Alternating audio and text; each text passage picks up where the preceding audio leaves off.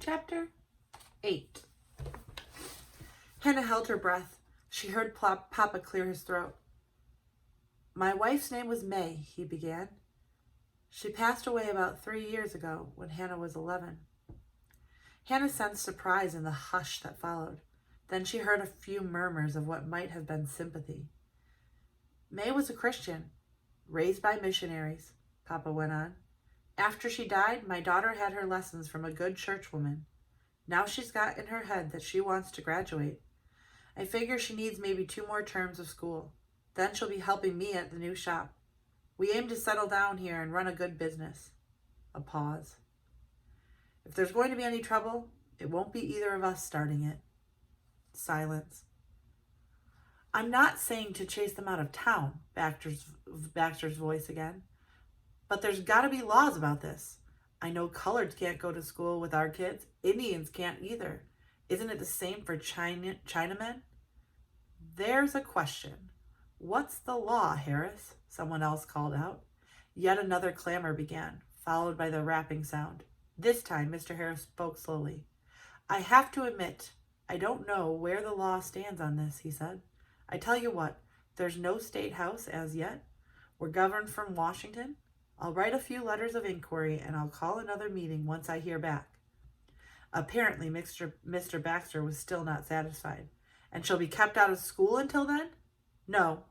She'll attend school as long as there are no problems, and it'll be up to Mrs. Walters to decide otherwise. Same as with any other student. But that might be breaking the law. Now a voice that Hannah hadn't heard before. We don't know that. It might just as well be breaking the law to keep her out of school. As a school board member, I've got to go by what I know. Last place I was on the board was Ohio, and there every child under the age of 6 has to be in school.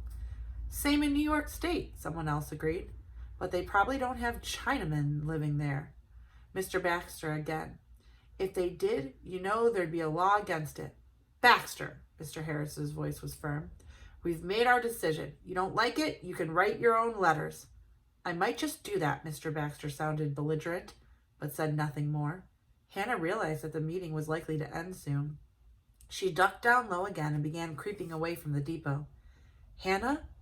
Sam called to her in a loud whisper. She stood and looked back, worried that if she didn't, he'd raise his voice loud enough for someone to notice. I'll see you in school, he said. She could hear the smile in his voice. As she hurried home, she tried to recall every word of the meeting, but she soon found herself thinking about Sam instead. She couldn't help smiling as her cheeks flushed again. The thrill was only momentary. Although she and Papa had never spoken of it, she had gradually come to realize what leaving California had meant for her future. In the Chinatowns of Los Angeles and San Francisco, there are so many men and so few women that she might have been able to marry a Chinese man despite being half white. But the farther east they traveled, the fewer Asians they had seen, and here in the eastern half of Dakota Territory, there didn't seem to be any at all. Besides, whichever territory they had become a state in recent years had made it illegal for whites and non-whites to marry. So Hannah was quietly making plans for a future that would see her dependent on no one except herself.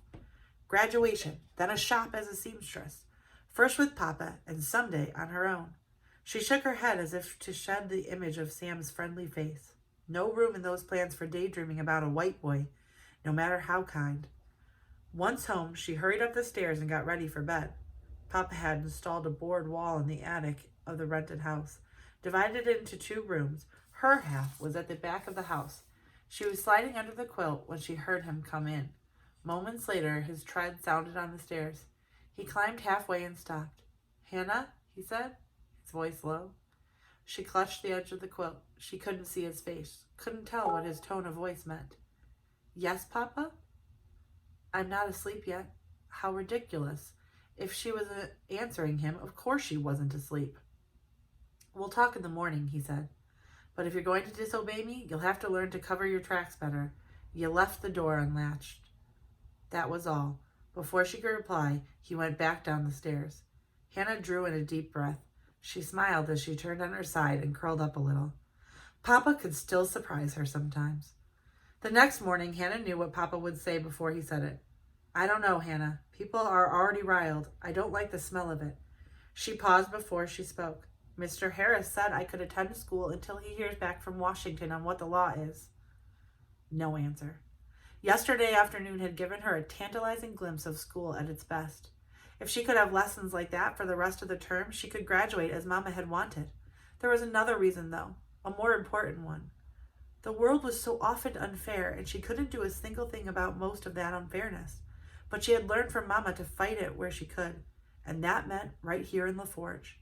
It wasn't fair that people thought she could be kept out of school because she was half Chinese. If she stopped going, folks like Mr. Baxter would think she had given in. Her face must have shown what she couldn't say, for Papa sighed in irritation, then nodded. All right, he said. Might as well finish out the week now that we've put Harris to all that trouble. At school that morning, more than half a dozen seats were empty. Hannah did not know exactly who was missing, but she knew that her presence was the reason for their absence. Dolly took advantage of the absences by moving to the different seat. She did so with just enough fuss and flourish to confirm what Hannah already knew. Dolly felt that having to share a desk with Hannah was beneath her. Miss Walters made no mention of the absent students, and the morning lessons proceeded smoothly.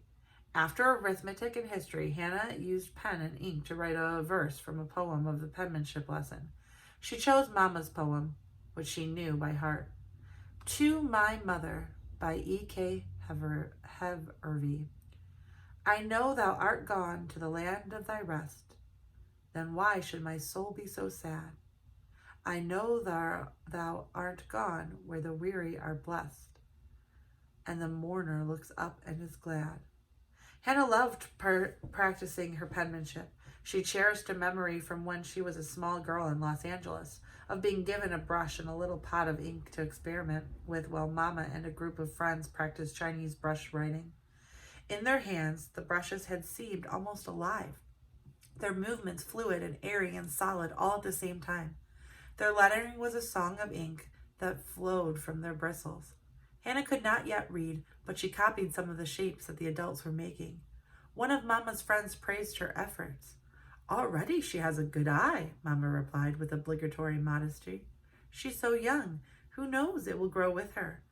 But she gave Hannah a little sideways smile that made her so proud. Mama had gotten sick before she could teach Hannah much more about calligraphy. Writing with a pen was nothing like lettering with a brush. The pen seemed labored and scratchy by comparison.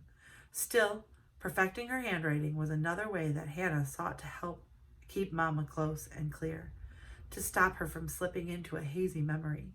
Hannah thought penmanship was a bit like sewing, where her hands and her mind had to be connected to each other, and it was different from, say, reading, which took mostly her mind, or chores like laundry, which her hands could do almost without thought. For penmanship, she first had to think about the correct way to write a word, and then get her hand to do what her brain was thinking. She especially liked the letters called descenders, and always tried to make sure that the tails were in an exact alignment. When she had done a good job with a page of writing, she would hold the paper at arm's length so she could see the pen strokes without reading the contents. The slanted lines of the descenders lent a sort of visual rhythm to the page, giving it form and feeling beyond the meaning of the words.